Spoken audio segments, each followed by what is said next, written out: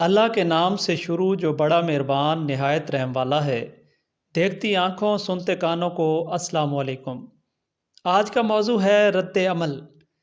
صحیح مسلم جلد اول باب نمبر 37 حدیث نمبر 171 میں حضرت عمر بن عاص رضی اللہ عنہ بیان کرتے ہیں کہ رسول اللہ صلی اللہ علیہ وسلم نے فرمایا، ماں باپ کو گالی دینا گناہ کبیرہ ہے۔ صحابہ کرام نے عرض کی، یا رسول اللہ صلی اللہ علیہ وسلم، کیا کوئی شخص والدین کو بھی گالی دے سکتا ہے؟ فرمایا، ہاں، ایک شخص کسی کے باپ کو گالی دیتا ہے تو وہ جواب میں اس کے باپ کو گالی دیتا ہے، اور ایک شخص کسی کی ماں کو گالی دیتا ہے تو وہ جواب میں اس کی ماں کو گالی دیتا ہے۔ یعنی کسی شخص کو گالی دے کر گالی کا ملنا بعین ایسے ہے جیسے خود اپنے والدین کو گالی دینا۔ اللہ کے پیارے رسول صلی اللہ علیہ وسلم نے اس عمل کو گناہ کبیرہ فرمایا ہے۔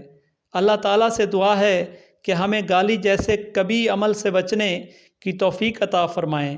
آمین یا رب العالمین۔